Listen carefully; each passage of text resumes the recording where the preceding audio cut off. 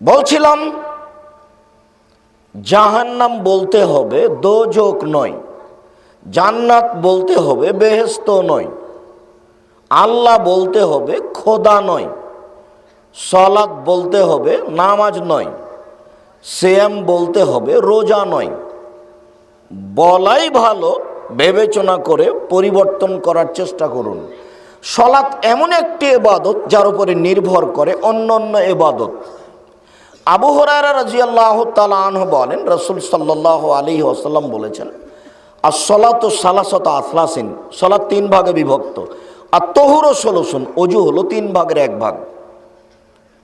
আর রুকু সলুসুন, রুকু হলো তিন ভাগের এক ভাগ। আর সুজুদ সলুসুন, সিজদা হলো তিন ভাগের এক ভাগ।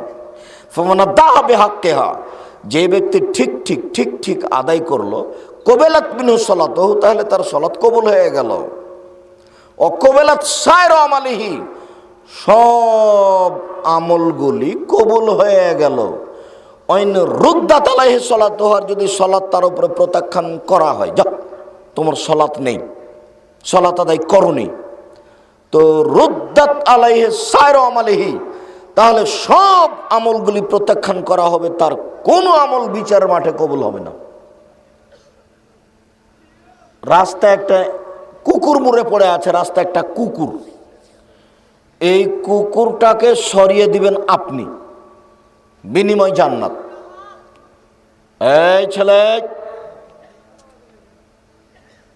আল্লাহ নবী বলছেন এই যে লোকটা জান্নাতে চলে গেছে, আল্লাহ নবী বলছেন এই যে লোকটা জান্নাতে চলে গেছে। কেন লোকটা জান্নাতে চলে গেল? কেন? রাস্তায় একটা গাছ পড়েছিল, গাছ কেটে সরিয়ে দিয়েছে, এই জন্য। বুখারী মুসলিম। তো এখন কেউ যদি রাস্তায় একটা কুকুর মরে পড়েছিল সরিয়ে দেয়, তাহলে তার বিনিময়ে কি হবে? জান্নাত। বুঝাতে পারলাম না কথা? আপনার বাড়ির সামনে একটা রাস্তা খারাপ হয়ে আছে, গর্ত হয়ে আছে, ওইটা নাকি ঠিক করবে চেয়ারম্যান। আপনি ঠিক করলে কি হবে? মাস মাস বাড়ির সামনে রাস্তাটা নষ্ট হয়ে আছে, একটু দুটা লেবার দিয়ে ওইটা ঠিক করে না। আর আপনাদের এই জায়গাটাকে মনে হলো হাঁটাবো, বীর হাঁটাবোর মতো, মানে রাস্তার উপরে গাছ লাগিয়ে রেখেছে, মানে কোনো গাড়ি যেন না যায়, ভ্যানও যেন না চলে। আমি অবশ্য এক একটা এলাকার নীতি কেমন বলতে পারি না। আমাদের চাঁপাইনবাবগঞ্জের এলাকার এই নীতিতে রাস্তা থেকে দূরে গাছ লাগায়, লাগানোর সময়তে একজন যদি একটু লাগাতে যায়, তাহলে তার মা বা তার ভাই বাপ বলবে, থাক, ওখানে গাছ লাগাচ্ছিস কেন, মানুষে কি বলবে, কার ভ্যান ঠেকবে, কার রিক্সা ঠেকবে, মানুষে গালি দিবে, না ওখানে লাগায় না, 2 হাত ছাড়ো, কেউ বললো না আরো 3 হাত ছাড়ো, এইভাবে গাছ লাগায়। আর এরা দেখছি যে রাস্তার উপরে গাছ লাগাচ্ছে, একবারে সোজা করে সারিবদ্ধ করে লাগিয়ে রেখেছে। রাস্তার উপরে দেওয়াল দিল, তার উপরে গাছ লাগালো, এ কোন ধরনের হুঁচলামি কথা, শয়তানি কথা? এরকম কেন? আল্লাহ রাসূল বলেছেন, যেখানে রাস্তা নিয়ে মারামারি লাগবে সেখানে রাস্তা হলো 14 হাত, 7 দুগুণী 14 হাত। তো আপনার এই রাস্তাতে গাড়ি চলে না, ওখানে ভিতরে বাড়ি ঘর আছে, ওরকম রাস্তা করেছেন কেন? ওই রাস্তাটুকু ওখানে 2 ফুট ছেড়ে করলে তো 2 ফুট 4 ফুট, তাহলে আছে 4 ফুট, আরো 8 ফুট হয়ে গেল, আছে 10 ফুট, আরো 8 ফুট হয়ে গেল, 18 ফুট হয়ে গেল। আপনি যে 2 ফুট ধরলেন, তাতে আপনার লাভ কত হলো? এইরকম নোংরা, ন্যাক্কারজনক, বেশরমা খেয়াল কেন? কেন এইসব বেশরমা খেয়াল? কেন রাস্তার উপরে গাছ লাগিয়ে রেখেছে? নিজেকে মানুষ মনে করেন না? নিজেকে পশু মনে করেন নাকি? বুঝে না ওরা, অন্তর আছে বুঝে না, দেখেও দেখে না ওরা, চক্ষু আছে দেখে না, শোনেও শোনে না ওরা, কান আছে শোনে না।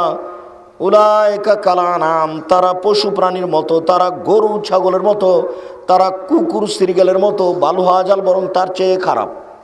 নিজেকে পশু মনে করেন নাকি? রাস্তাতে গাছ লাগিয়ে রেখেছেন কেন? কারো জমিতে গাছ লাগিয়ে রেখেছেন তো রাস্তা কি আপনার বাপের নাকি? লোকের জমিতে তো গাছ লাগিয়ে রেখেছেন, রাস্তা সহ আরো 4 ফুট করে 8 ফুট করে ছেড়ে রাখবেন কেন? এই নীতি রাস্তা ঠিক করবেন আপনি। আল্লাহ নবী বলছেন যে লোকটা জান্নাতে চলে গেছে, ওই যে লোকটা। কেন? রাস্তাতে একটা গাছ পড়েছিল, কেটে সরিয়ে দিয়েছে, এই জন্য। কথা কি আমি বুঝাতে পেরেছি? তা আপনি রাস্তাতে গাছ লাগালেন কেন? দিন রাত আপনার গাছের সাথে ভ্যান লেগে যাচ্ছে, রিক্সা লেগে যাচ্ছে, গাড়ি লেগে যাচ্ছে, উল্টা স্বভাব কেন? আপনি আপনারটা ছেড়ে দেন, লোকের যে গাছে লাগুক। ইমানের পরিচয় দিবেন ইমান। সবচেয়ে বড় ইমান হলো লা ইলাহা ইল্লাল্লাহ। আর সবচেয়ে ছোট ইমান কি বলেন তো দেখি? রাস্তা থেকে কষ্টদায়ক জিনিস সরিয়ে দাও। এবার গাছ কাটবেন কিনা বলেন? কেটে ফেলা উচিত, ফরজ।